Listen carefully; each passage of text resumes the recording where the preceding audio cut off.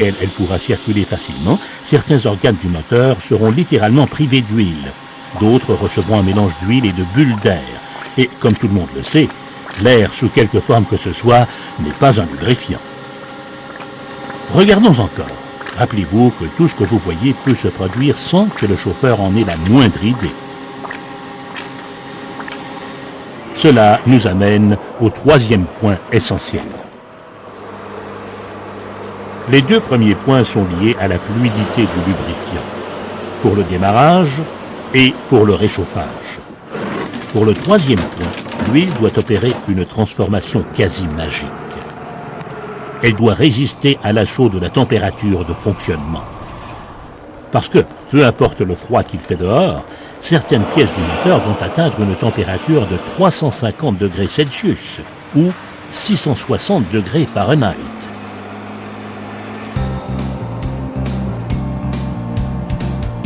Par conséquent, le choix de l'huile moteur compte pour beaucoup. Dans les 5 milliards de dollars que l'industrie canadienne va dépenser cette année, de l'argent gaspillé parce qu'on n'aura pas choisi le bon lubrifiant. Ce principe ne s'applique pas qu'aux huiles moteurs. La plupart des opérateurs sont conscients qu'une huile moteur ou pour transmission inadéquate peut gravement endommager l'appareil. Mais on oublie parfois que les points essentiels du graissage par temps froid s'appliquent également aux huiles pour engrenage, aux graisses et aux fluides hydrauliques. Prenons les huiles pour engrenage par exemple. La bonne huile permet le passage en douceur des vitesses peu de temps après le démarrage en se distribuant uniformément aux paliers et aux dents d'engrenage. Comme nous allons le voir en abaissant la température de notre laboratoire du froid à 40 degrés Celsius sous zéro, les huiles pour engrenage ne se comportent pas toutes de la même façon. Voici l'essai de cavitation. On simule le mouvement de dents d'engrenage mordant dans l'huile à l'intérieur de la boîte d'engrenage. Ces huiles sont toutes multigrades, mais à moins 40, certaines prennent plus de temps que d'autres à reprendre leur place et à bien protéger l'engrenage. Vous remarquez que les deux huiles 75W90 reprennent leur place presque immédiatement, prêtes à se remettre au travail. Alors que dans les autres, particulièrement la 85W140 à l'extrême droite, la cavitation persiste. La dent d'engrenage qui passera dans la cavité passera littéralement dans l'air. Quelle est l'importance de la viscosité dans le choix d'une huile pour engrenage ? Dans bien des travaux durs, toute la charge vient à reposer sur une seule dent de la transmission finale. Voilà pourquoi les huiles pour engrenage de qualité contiennent la quantité optimale d'additifs extrême pression, ou EP. Cette animation aide à comprendre l'importance de l'apport continu d'additifs EP. Lorsque l'huile circule en continu, ce sont normalement les additifs EP, représentés ici par la ligne rouge qui supporte le gros de la charge. Lorsque la cavitation à froid empêche l'huile d'atteindre les dents d'engrenage, la protection disparaît. Les surfaces de métal nues des dents se heurtent, chauffent et vont jusqu'à se souder entre elles. Comme l'engrenage continue de tourner, du métal est arraché au point de soudure, ce qui rend la surface plus rude et ouvre la porte à la défaillance du système. Regardez bien ceci. Lorsque la cavitation s'installe à froid, l'huile pour engrenage n'a plus la fluidité requise pour reprendre sa place. Elle n'est donc plus en mesure d'assurer un graissage continu.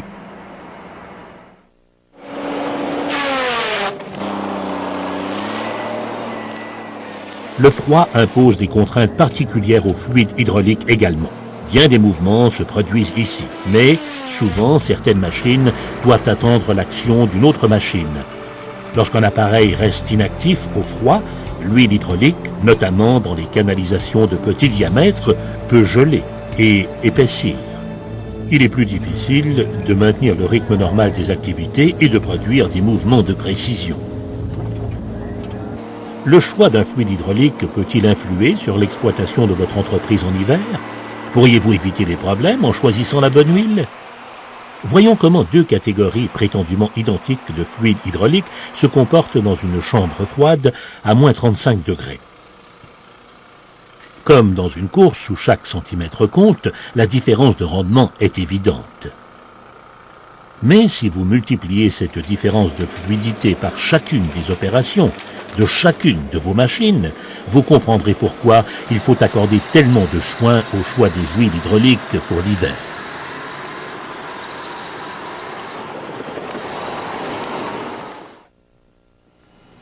Les lubrifiants dont les performances à froid sont peut-être les plus mal connues, ce sont les graisses.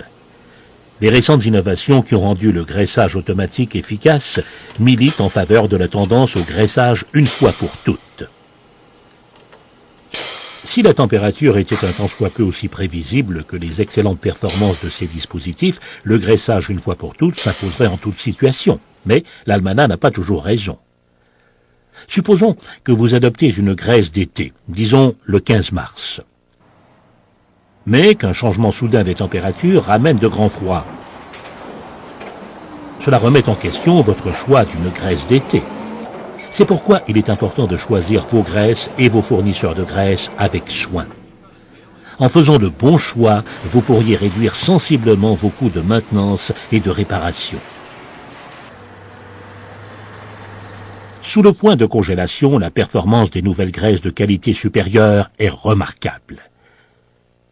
Ainsi, cette graisse s'écoule facilement à moins 30 degrés Celsius.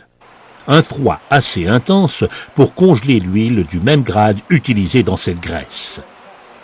Voyez, l'huile est gelée dure, alors qu'une huile du même grade utilisée dans la composition d'une graisse bien formulée, elle, continue de s'écouler. Elle fera de même dans votre matériel pour assurer la continuité de vos activités à des températures qui auraient pu, en d'autres circonstances, tout stopper. Voici un instrument qui peut vous aider à tirer les meilleures performances des nouvelles graisses pour temps froid. Ces graphiques sont offerts par Esso pour vous aider à choisir le grade de graisse qui maintiendra un débit précis dans des conduites d'un diamètre donné à une température donnée. Il existe un graphique pour chacune des graisses Esso pour temps froid. Le représentant Esso met également à votre disposition plusieurs documents d'information très utiles, notamment le compagnon de ce vidéo, la nouvelle brochure sur la guerre froide. N'oubliez pas les 3 points essentiels du graissage par temps froid. Démarrage rapide, réchauffage en toute sécurité et résistance à la température de service.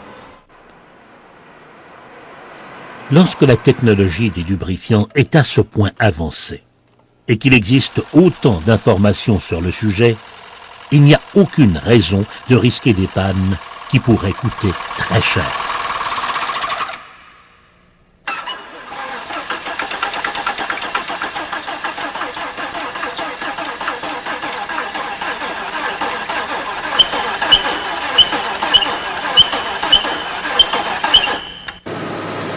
Dans cette guerre froide qui n'aura jamais de fin, il y a des victimes et des vainqueurs. Compte tenu de tous les facteurs dont dépend la prospérité de votre entreprise, il est plus important que jamais de choisir des alliés fiables. Chez Esso, nous espérons que vous avez apprécié ce vidéo. N'oubliez pas, si vous avez des questions sur ce qui vient d'être présenté ou sur tout autre aspect du graissage, nous ferons l'impossible pour y répondre.